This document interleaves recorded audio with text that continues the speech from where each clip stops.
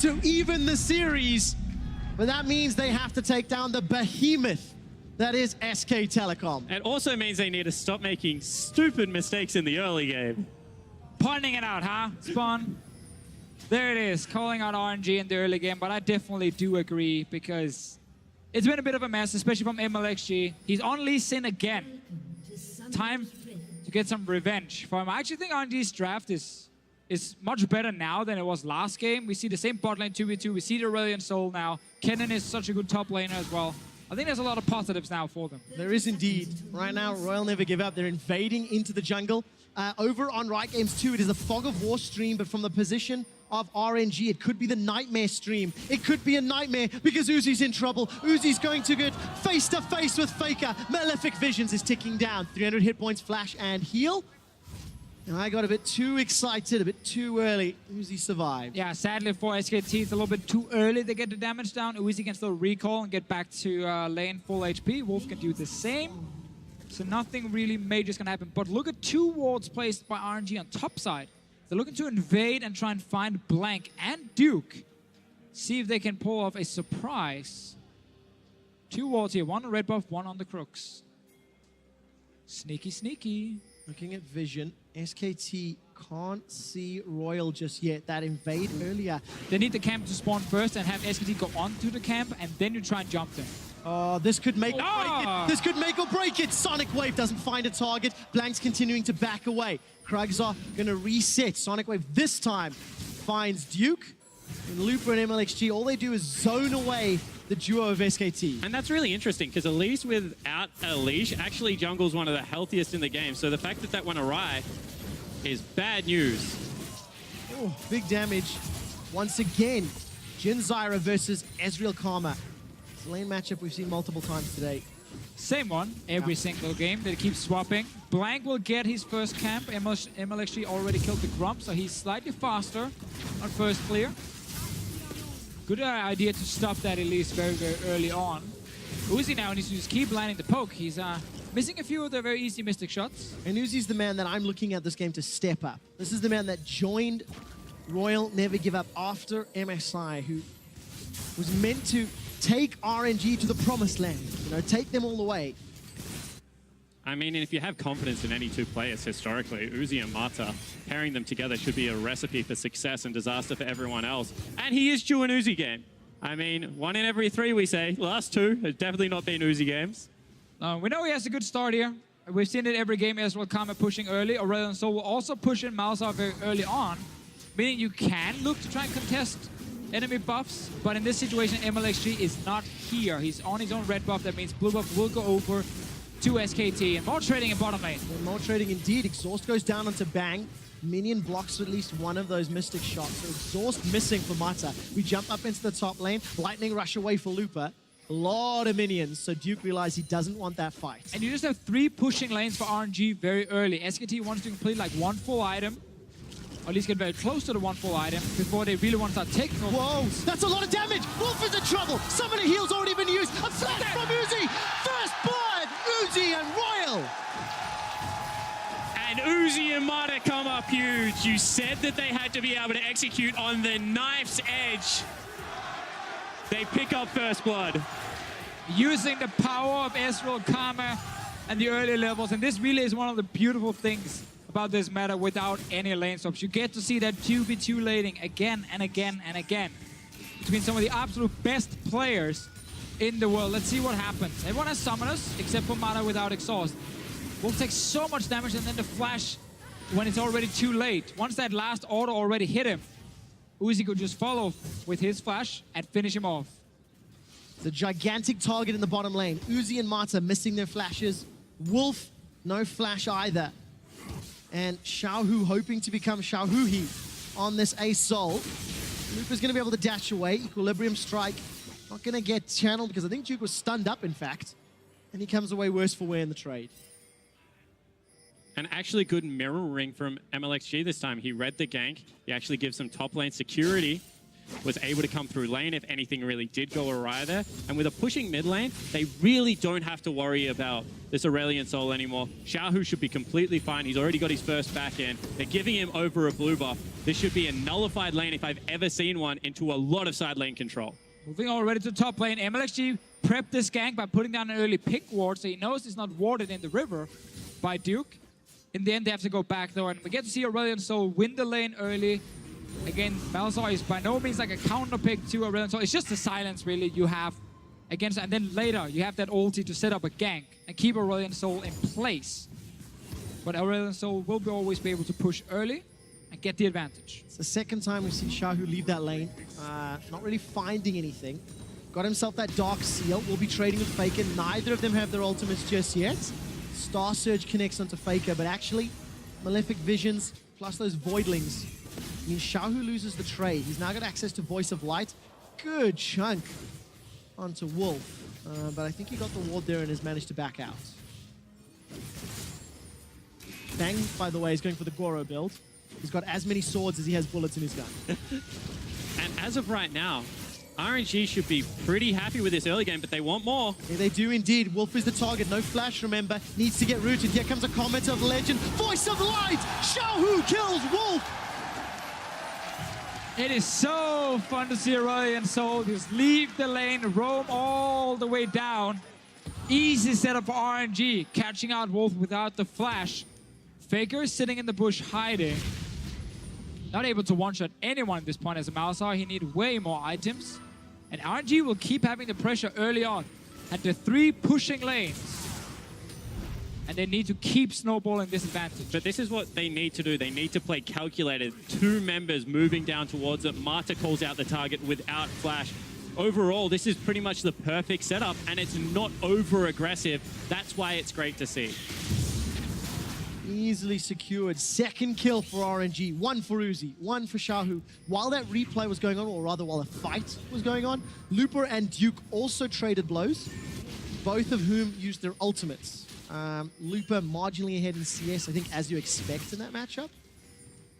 And very early boots picked up for Xiaohu. He's gone for those Merc trades, along with that Dog Steal. We just have to go back to that gank. A little bit of disrespect, honestly, from the bottom lane of SKT. They actually saw Xiaohu leave the mid lane, and he was spotted on this ward you see right behind the Dragon Pit. Pinged by rest of SKT. Yet they stayed in forward. Marta getting caught. A lot of damage indeed. No flash available, but the root, I think, caught out Bang. Prevents him to chase further forward. Dancing grenade dances onto Marta. And he's going low. You Danish now? Yeah, just a little bit. You got the potato in your mouth? Trading back and forth. Uzi's got access to True Shot Barrage. Bang. Very, very close to that curtain call. Marta's going to be careful because a couple shots could result in him going down. Same thing again, though. You get a few attack damage items on the Jin. There we go. Curtain call is fired. 1 and 2. Uzi's body blocking the 3rd and the 4th shot. Summon a heal used just in case. But again, Jin taking over the lane more and more once you have some AD under your belt. Tier doesn't help Uzi at this point. It's going to get pushed in by SKT. And now it's all about Aurelion Sol and if he can roam again.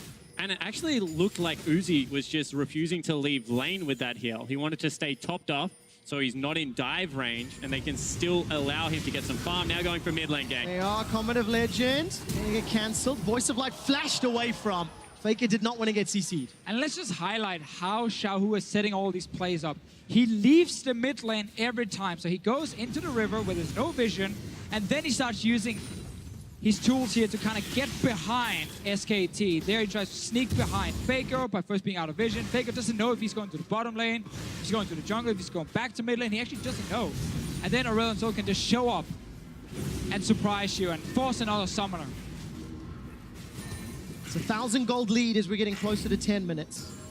Towers slowly being chipped away from, not quite as drastically as we saw earlier in the series. But I think a lot of credit to RNG. They've made adjustments to their pick and ban. They've got no room for error, and they are playing proactively. You know, they are making the ganks. They are moving to multiple lanes, and they've got themselves the type of advantage which actually has led to wins for both teams. Yes. When they've got early game leads. Certainly has. However, this is what the team comp is designed to do, and you have to say one more time, the Malzahar pick in particular is just meant to stall it out. So looking to weather the storm, and RNG need to make sure that is not the case. Lupa gets jumped on. Cocoon flashed away from. Lupa respecting the potential. And I want to see some of these newly bought pink wards here from RNG placed in that river. Literally set up 2 pink wards on either side of the river and just allow the Aurelion Soul to go to both sides, unspotted.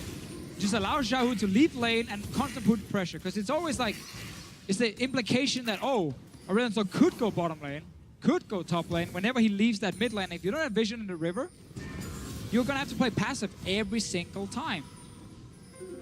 So I want to see these pink walls being placed at least in the river a bit aggressively and actually set up more roams, because you want to keep playing aggressive as RNG. You want to keep setting up tower dives. And that's the whole point of the composition. You have a look at the Lee Sin, you have a look at the Aurelion Soul, and the fact that bottom lane is playing up and continuing to burn flashes. You want to move into the river enough times that you can pull the trigger on that big play, get the first blood turret gold again, as you did in game number 1, and open up that map.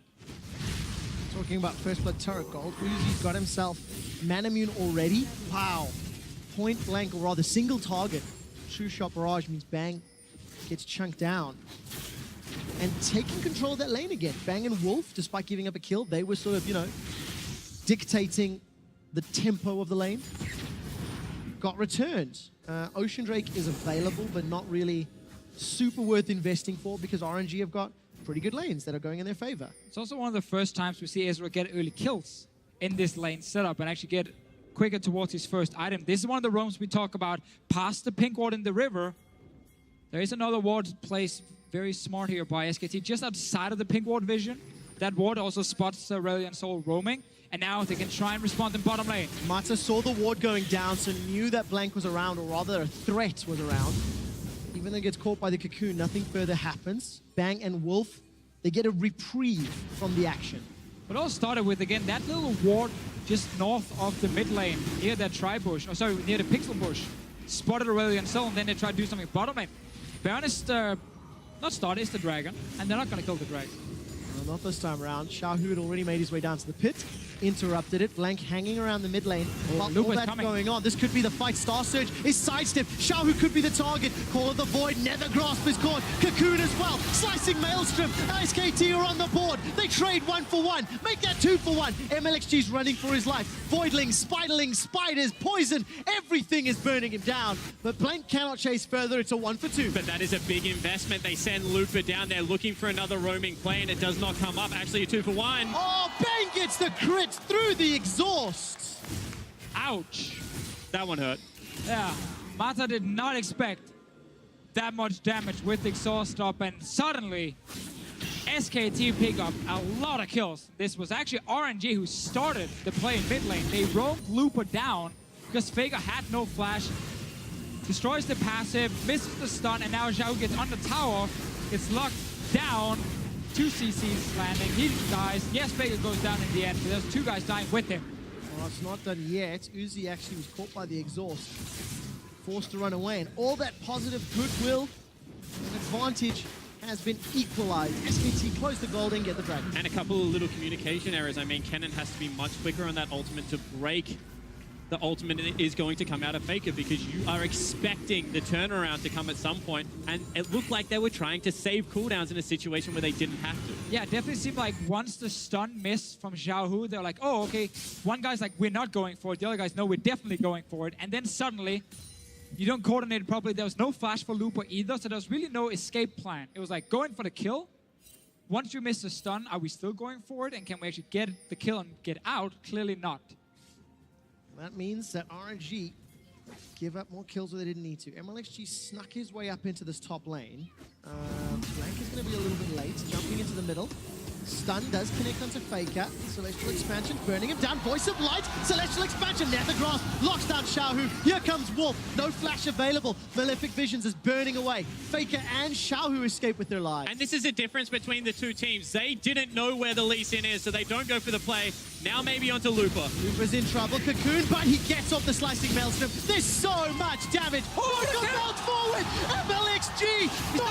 He's still alive. Oh my God, What MLXG! on earth was that? And they tapped him on the shoulder, and MLXG has come to this fourth game to play, he comes up huge. That was so huge. Everything looked terrible. Lupa would have died. We have to see a replay.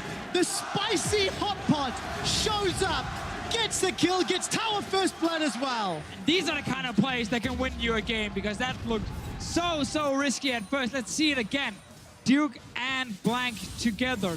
Jump onto Lupa, gets the stun, follow Cocoon, it's a lot of damage, and he's so low now. But then look at the kick. MLXG just repositions, gets the kick off, and then safeguards Lupa right after and keeps him alive. Unbelievable.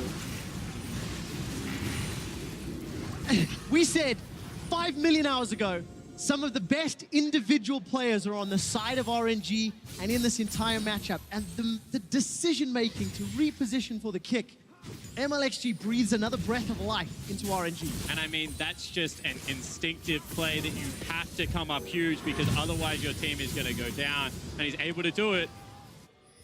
Oh, a lot of people bottoming from SKT here. Mata and Uzi are in trouble. Mata gets rooted down. That's a kill. Stranglethorns won't catch Uzi. Safeguard will keep Uzi alive for a few seconds longer. Sonic Wave goes up. No! The poison killed him down. The shield wasn't enough. They don't get any reply back. Xiaohu's rooted in place. Locked down by Nethergrass. And RNG are now caught out. Voice of Light goes out. A flash over the wall from Wolf. Slicing Maelstrom. Lupa's looking to kill people, but he's been silenced. He can't use the surge. Proto belts out. They kill Wolf, but that's not enough. MLXG needs to ward hop to safety. I think that ends up in a 1 for 3. And they're flirting with the danger there. It was a 1 for 4, I believe, and they're still not done. No, they're not. MLXG's the target. He tries to dash the Duke, unable to make it, and that is a delayed ace for SKT. And just when we had such a great individual play in the top lane, SKT says this is not about individual players, this is a team game. They walk bot lane with all 5 members. They have a big numbers advantage. Look at your minimap, guys.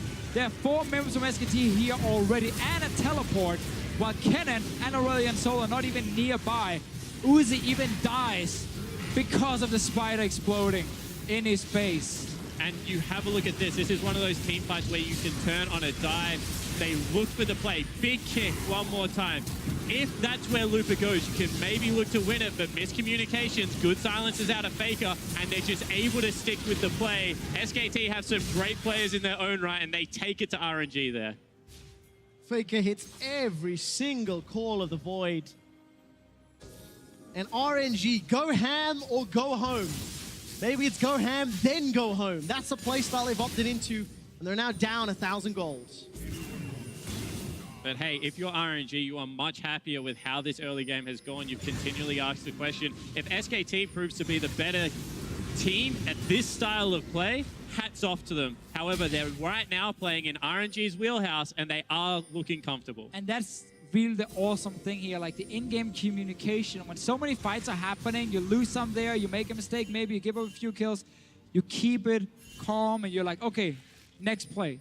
Well, clearly SKT were like, bot lane is open. We can roam first with our mid laner. Our jungle is already there. Go straight for the dive. And it happens right after a big play top of the lost tower. Now we're going to get another gank. Proto belt forward. Duke's going to dash to a minion. Looks to taxi away. Got support coming up from the river. Blank's going to make his way up. Dragon's Rage kick sends Duke away. Cocoon from Blank needs to find a target.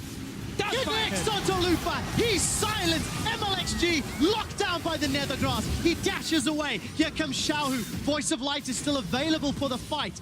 Not going to get locked in place by Bang, and SKT get another kill. They're starting to heat up, actually, SKT. They have RNG covered. Get the rotation. They're going to pick up the 3rd outer turret of the game. Uncontested. Now that they've pushed away Lupa and SKT, they push that lead even further. Blank continues this trend where during the regular season, he looks weak.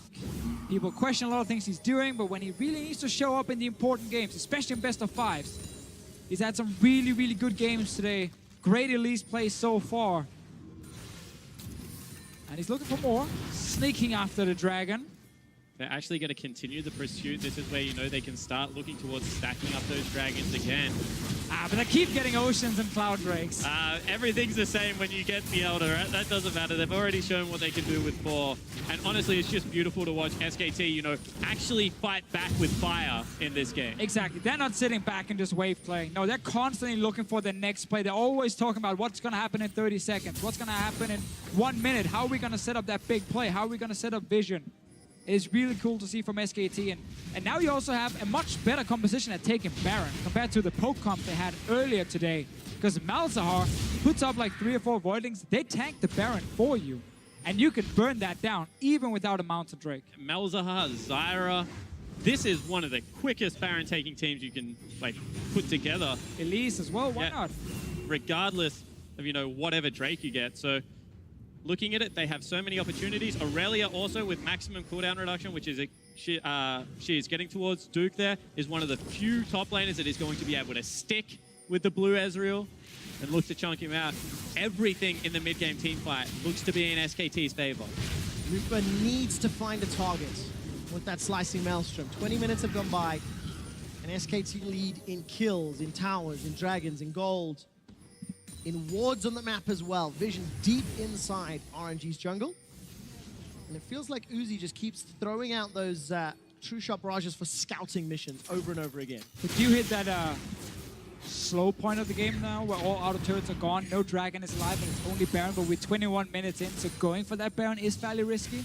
So this is definitely where it's okay to give it a few minutes if you're SKT. Start setting up vision and look for picks, like they're doing here. Into the curtain call, every single shot connects. Bangs on a killing spree. And that's just the best you can hope for, because SKT were getting into that jungle set of wards. If you then find the enemy jungler as well, we'll take the free kill. You deserve it. And this is where now SKT can start baiting in the river. Oh, another cocoon. Xiaohu is silenced. He's rooted. Uses the QSS, which he's purchased already, and backs away. Not on cooldown though, or is on cooldown. So Faker, once he gets that Nethergrass back up, could look to lock him down. While all this is going on, Lupa and Duke, they're going toe-to-toe down bottom. And look at the threat out of this team comp now, because they have the winning split pusher. That unlocks Baron. They have the damage and the ability to be able to take it down. No ability left to face check. RNG must know that this is going on, but what do you honestly do? Two-shot barrage is Come in and stop them. They're going to stop. Teleport actually coming in from Lupa. Mata's down. He's already down before the fight begins. Defensive flash away from Xiaohu. And Duke is looking for Uzi. Going to stick to blue build Ezreal. Stuns him up with Equilibrium Strike. Flash and Arcane Shift, and heal still available. Summon a heal used. Duke uses the Raptors to go away. MLXG gets rid. They've killed Faker on the back end. This is a 1-for-1 fight, and everybody's summoners are blown. And RNG right now is just thanking MLXG time and time again, because honestly, he is pretty much winning and losing the game at the same time. To go 1-for-1 here, where... Ooh. That was close. Cocoon and grasping roots. Lever's looking for more. Stuns up Wolf, forced to Protobelt away. Celestial Expansion's ticking away, ticking away. Blank's getting chunked. He gets away from the Star Surge. There's never a pause in this game. There's always some fight going on. The heart can't take it. My voice can't take it. It's already starting to struggle. Right. We can swap in another play-by-play. That works for me. And this is Mata just getting Goomba stopped. Yeah, they want to go in and stop the Baron. You can see the Voidlings and plants are just tanking the Baron. They feel like they have to go in to try and stop it. Can't give away Baron this early on in the game. And because it becomes this mess of a fight now where members are, you know, behind enemy lines, hiding. At camps, Luba's going to flash over, surprise Faker, and actually kill him. That's really nicely played, though. For a little split skirmish, 2v2, to come up trumps like that. I mean, we have so many nice skirmishes in this game. This mechanics being tested left and right. SKT opted into the madness of that fight, got pulled across multiple directions, and it ended up going more even than maybe you would have expected. Martin and MLXG, they're looking for a play. They've jumped onto Wolf, flash for flash. True Shot Barrage even thrown across to try and tag him. Now, there's definitely still a big chance for RNG to win teamfights, despite being down 4k gold. I think later on it gets even harder in this game. Aurelion Sol, when it comes to like scaling and late game, really needs to be ahead to be that impactful in teamfights. but he is getting towards his Rylai's. Once he gets that one item completed for himself, they can actually look to win some fights, but it's a very short window, and if SKT gets Baron, it might be game over. And the LPL teams do like to talk about Aurelian's Soul's control that he brings to a game. Not necessarily the raw damage output, but the fact that you're always able to stay up in that front line, you have the slow field, and it keeps Uzi safe. So that's what you have to look for. Not necessarily the damage numbers, but if Uzi can hit those skill shots, then they can still look for the late game team fight. And that's what Xiaohu and Uzi have to do. They've got no more room for error. Sonic Wave onto Faker, followed to the resonating strike. The kick comes out. Faker is exhausted. He's going to go down shortly. The damage comes out. It's Marta that secures it, I believe, with the Ignite. Now Xiaohu's running for his life. The exhaust will take him down. Curtain call tags Marta. MLXG on the back end. There goes Duke. Uzi was zoned away. Marta's down. 3 kills for SKT. That was actually a nice setup by MLXG. He managed to tack the Sonic Wave onto Faker, destroyed the passive, then followed it and kicked Faker back because there's no flash on the Malzahar. Problem is, the rest of SKT were already there, and the one guy was missing. Well, that was Duke, and he was busy taking down Uzi. And that means it's actually going to open up the Baron play, the one play that RNG wanted to stall out, did not want to give the opportunity for opportunistic, but you have to say that the SKT line... Wait, why are you back? Oh, they went for Faker, they went for Faker. Don't worry, wait for Faker. That's amazing. real shot calling. That's the power of a shot caller right there. That is amazing. 5-man Baron. Well, when you've been the best player in the world for many, many years, you get certain perks. Like, hey, don't kill that Baron before I'm alive. It's only 5 seconds. That's a replay from 4. Really good play by MLXG, and Faker tries to ulti the Lee Sin just before he kicks it back. Sadly for him, not in time, and he does go down, but the rest of the team can follow. And this is the thing, you see Aurelia on the back end of the team fight looking for the big flank. Uzi's been chunked out, and then Duke just gets reset after reset and is able to dance around everyone as you want to be able to do on Aurelia, and this is what happens when she hits that mid-game spike. She is not yet late game where she begins to fall off. Yeah, that's kind of the important thing. We highlighted earlier how RNG were winning every lane early on, and they were pushing every lane. The problem for RNG was when they gave away 3 kills to SKT, it kind of evened out that advantage. And SKT, once they got out of the laning phase, got 1 or 2 items completed, have just been able to take over the game and win fight after fight. It really got past her early start against the Kennen. Malzahar got to 2 or 3 items, and he's a monster now. And you can just see it is not good enough to win early game versus this team. You have to be able to win multiple stages. You have to be able to close them out and play consistent League of Legends. You can't make mistakes. Get the advantage, keep the advantage, don't hand it back. How on earth do you look to play against SKT? They've played slow, they've played fast, they've played aggressive. And that's just in this series. SK Telecom are moments or minutes away from guaranteeing their flight to New York City. And joining another Korean squad in the semi-finals. Bang's flashed away, GLP is used to slow him down. Very good star search, Bang's still alive for a few seconds. Oh! Bang gets one back. They trade 1 for 1. The rest of RNG now have got to peel away. Faker's pushing down in the bottom lane. He gets the tower. And this is the problem when you don't actually get a big advantage for it. When you allow the side lanes to continue to spill over, it just means even though it's a 1 for 1, you're still losing out on overall map pressure. Everywhere. Duke's going to take a tower top. The rest of the team gets a tower middle. And that's number 5 falling over. Duke makes it number 6. There are no outer turrets remaining. And once again, you just have to look at SKT and honestly be scared for everyone else right now, because you give them anything and they are the masters at punishing. They are indeed. MLXG's looking for Faker, gets the kick backwards. Uzi's getting the damage. Very good call of the void. That silences everybody. Slicing Maelstrom just for Duke. He moves towards Faker, gets the stun, but it's MLXG that's down. Duke is running amok. Uzi's running out of mana, and Looper goes down. Xiaohu, Uzi, and Mata left standing against 5 members of SKT. RNG is trying again to look for the fights. They're trying to fight their way back in this game, but sadly for them, SKT is simply outplaying them and have a massive advantage at this point. Every single member is ahead in gold. And RNG, they have to pull off a miracle. They certainly do, and you see one more time, they're looking for the play. They speed him up, sending it, gets the kick one more time to break the ultimate because it's buffered. Unfortunately, however, Looper's not able to get access to that backline. The disciplined play out of SKT, and Duke is just way too big. Royal never give up. Look to be leaving Worlds 2016 the way they came in. Guns blazing, and you know, they're a polarizing team. People are going to say, you know, this is sloppy League of Legends, but really backs against the wall. They want to decide to fight.